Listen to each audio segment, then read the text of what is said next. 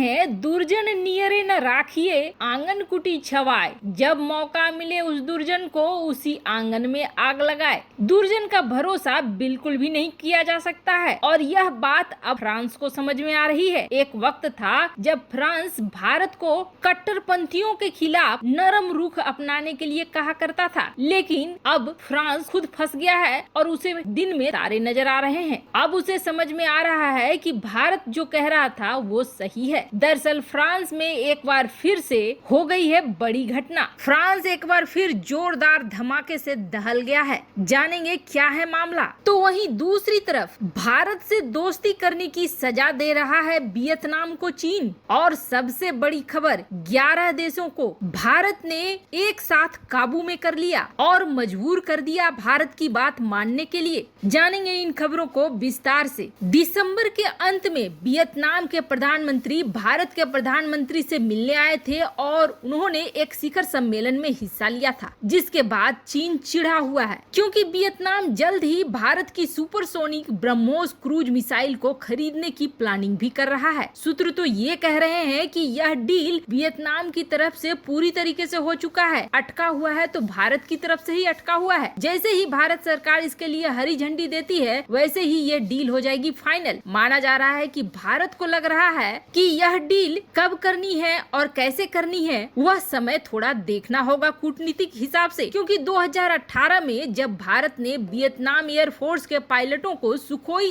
Su-30 MKI को उड़ाने की ट्रेनिंग दी थी, तब चीनी मीडिया ने इसकी कड़ी प्रतिक्रिया दिखाई थी। दक्षिण चीन सागर में गश्त लगाने वाली चीनी नौसेना के लिए भारत की यह मिसाइल काल बन सकती है। यह दुनिया की एकमात्र मिसाइल है जो समुद्र, पानी और हवा तीनों माध्यम से फायर की जा सकती है। यह मिसाइल 300 kg तक पारंपरिक और परमाणु वारहेड ले जाने के साथ साथ अपने निशाने को सटीकता से भेदने में भी सक्षम है और इसकी स्पीड भी 2.8 मैक से ज्यादा है। इस कारण कोई भी चीनी मिसाइल रक्षा प्रणाली भारत के ब्रह्मोस को रोक नहीं सकती है। भारत ने वियतनाम को हथियार खरीदने के लिए पहले ही 36 अरब रुपए का लाइन ऑफ क्रेडिट दिया जा रहा है। माना जा रहा है कि इस सौदे में ब्रह्मोस मिसाइल की खरीद भी शामिल है। भारत वर्तमान में क्रेडिट योजना के तहत वियतनाम को $100 मिलियन की लागत वाली 12 हाई स्पीड पेट्रोल शिप भी दे रहा है। इन शिप को सीमा की रखवाली के लिए वियतनाम बॉर्डर गार्ड के लिए बनाया जा रहा है। अब इन सब से बौखलाया चीन वियतनाम के ऊपर हावी होने की कोशिश कर रहा है। चीन ने दक्षिण चीन सागर में जारी तनाव के बीच अब वियतनाम के पास मिसाइल बेस बना दिया है। चीनी सेना ने यहाँ जमीन से हवा में मार करने वाली मिसाइलों को तैनात कर दिया है। गुरुवार को वियतनामी विदेश मंत्रालय ने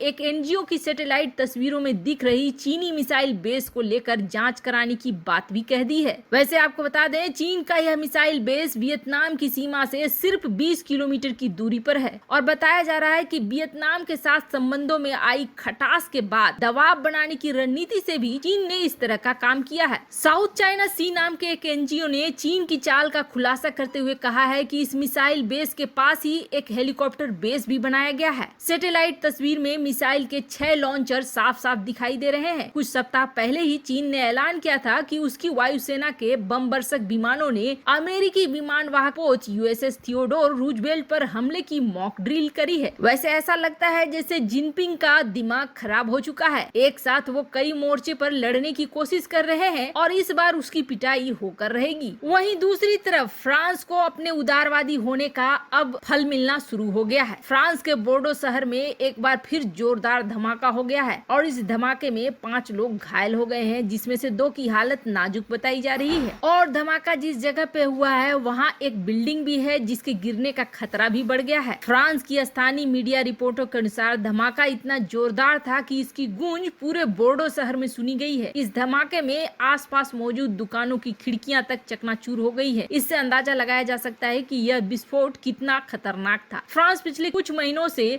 इस्लामिक आतंकवाद से जूझ रहा है। 16 अक्टूबर को पेरिस के उपनगरीय इलाके में एक शिक्षक की मोहम्मद साहब का कार्टून दिखाने के बाद उसके साथ बड़ी दुर्घटना हो गई और जिसके बाद लगातार एक के बाद एक फ्रांस में कुछ ऐसी घटनाएं होने लगी जिसमें इस्लामिक आतंकवाद साफ साफ दिखने लगा और फ्रांस सरकार ने इसके ऊपर एक्शन लेना भी शुरू कर दिया है। फ्रांस की खुफिया एजेंसी लगातार कार्रवाई करके लोगों को गिरफ्तार भी कर रही है। वहीं दूसरी तरफ दुनिया को अब भारत की शक्ति और भारत के रुतबे का एहसास हो रहा है। दरअसल भारत ने 11 देशों को एक बार में समेट कर रख दिया है और मजबूर कर दिया है। दरअसल पिछले साल जिस तरह से महामारी और लॉकडाउन के हालात थे, उस वक्त पूरी दुनिया में सबसे नीचे अगर कोई गिरा था तो वो था क्रूड ऑयल का दाम, और सऊदी अरब की तो हालत ही खराब थी। उस वक्त भारत ने सऊदी अरब को हर तरीके का साथ दिया था। सऊदी अरब ने पिछले साल अप्रैल महीने में जब सऊदी अरब के तेल कोई नहीं खरीद रहा था, तब भारत ने उनकी मदद करते हुए